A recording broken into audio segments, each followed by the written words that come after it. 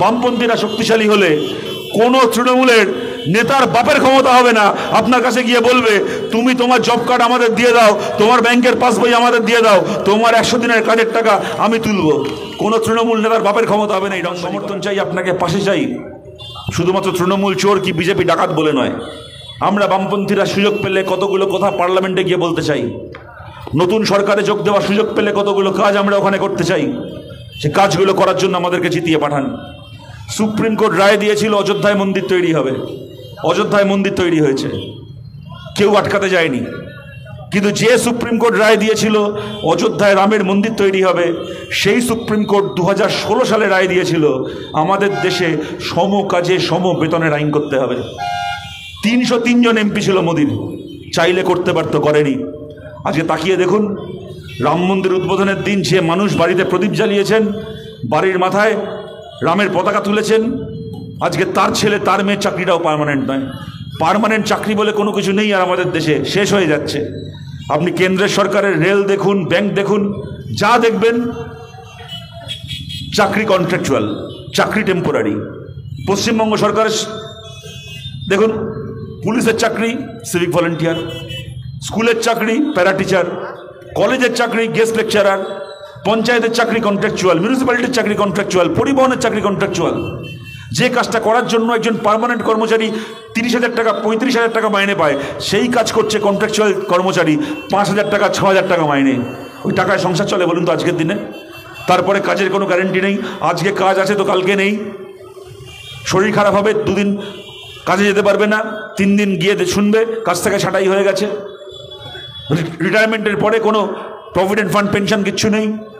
আমাদের প্রথম দাবি, জিতে যদি পার্লামেন্টে যেতে পেরেছি, জিতে যদি সরকারে অংশগ্রহণ করতে পেরেছি, যে লড়াই আমরা প্রথম করব এবং নতুন সরকারকে বাধ্য করব যে সিদ্ধান্ত চালু করতে, তা হলো সম কাজে সম বেতনের আইন সুপ্রিম কোর্টের রায় মেনে আমাদের দেশে পাশ করাতে হবে।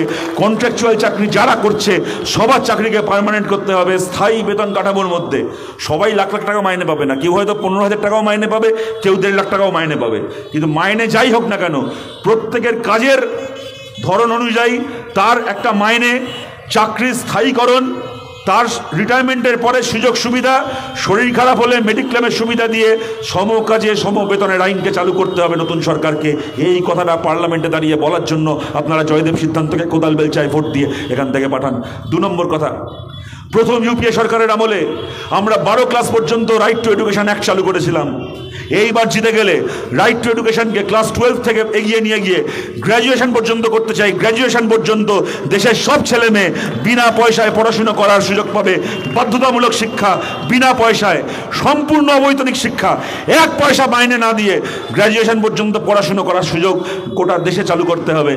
রাইট টু এডুকেশনের পরিধি গ্র্যাজুয়েশন অবধি বাড়াতে হবে, আমাদের 2 নম্বর কথা। 3 নম্বর, 650 টাকা দৈনিক মজুরি। ভারতের একটা মাত্র রাজ্য কেরালা যেখানে এই মজুরি দেওয়া হয়। ওই মজুরির আইন আমরা গোটা দেশে চালু করতে চাই। গোটা দেশে 650 টাকা দৈনিক মজুরির আইন পার্লামেন্টে পাশ করাতে হবে, তার কম মজুরি কাউকে দেওয়া যাবে না। 4 নম্বর, 100 দিনের কাজ আমরা চালু করেছিলাম। তৃণমূল চুরি করে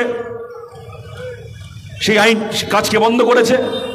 আর বিজেপি সরকার চাইলে পারত তৃণমূলের চোরেদের বিরুদ্ধে ব্যবস্থা নিতে, তা না করে কি করেছে, চোরগুলো সেই টাকা উড়িয়ে বেড়াচ্ছে, ফুর্তি করে বেড়াচ্ছে।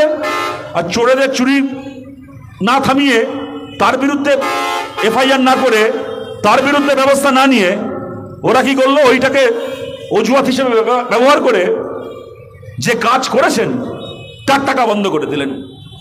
আমরা জিতে আসতে পারলে, আমরা পার্লামেন্টে যেতে পারলে, আগের বার 100 দিনের কাজের আইন পাস হয়েছিল, 100 দিনের কাজকে বাড়িয়ে 200 দিন করা হবে এবং সামনের লোকসভা ভোট আসার আগে 200 দিনকে বাড়িয়ে 365 দিন করা হবে।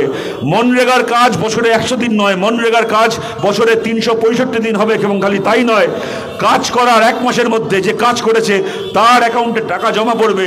বামপন্থীরা শক্তিশালী হলে কোনো তৃণমূলের নেতার বাপের ক্ষমতা হবে না আপনার কাছে গিয়ে বলবে তুমি তোমার জব কার্ড আমাদের দিয়ে দাও, তোমার ব্যাংকের পাসবই আমাদের দিয়ে দাও, তোমার 100 দিনের কাজের টাকা আমি তুলবো। কোনো তৃণমূল নেতার বাপের ক্ষমতা হবে না এই রংবাজি করার। এই কাজগুলোকে করার জন্য আপনারা বামপন্থীদের পাশে থাকুন, আপনারা বামপন্থীদেরকে এখান থেকে জিতিয়ে ভরসা দিয়ে, আপনাদের আশীর্বাদ, আপনাদের ভালোবাসা দিয়ে আপনারা পার্লামেন্টে পাঠান। আপনাদের কাছে আবেদন করে আজকে ঈদের দিনেও এই মিটিং আমাদের করতে হলো। সামনে ভোট, লোকসভার দ্বিতীয় ফেজেই এখানে ভোট হবে, কয়েকদিন বাকি আছে প্রচারের, তাই আমাদের কথাগুলোকে নিয়ে আজকে আমরা এখানে সভা করলাম। ঠিক আছে, ওগুলো আপনি বলে দেবেন আমার পরে। আজকে এই সভা করতে হলো ঈদের দিন। আপনাদের সবাইকে ঈদের শুভেচ্ছা জানিয়ে এবং আগামী দিনগুলোতেও আমাদের দেশে এবং আমাদের রাজ্যে সমস্ত উৎসব, ঈদ হতে পারে, দুর্গাপুজো হতে পারে, ক্রিসমাস হতে পারে, যেন সবাই মিলে একসঙ্গে আনন্দ করে কাটাতে পারি, এরকম পরিবেশ আমাদের রাজ্যে বজায় থাক, এই আশা রেখে আপনাদের সবাইকে ধন্যবাদ জানিয়ে আমার কথা শেষ করছি। সবাই ভালো থাকবেন। নমস্কার।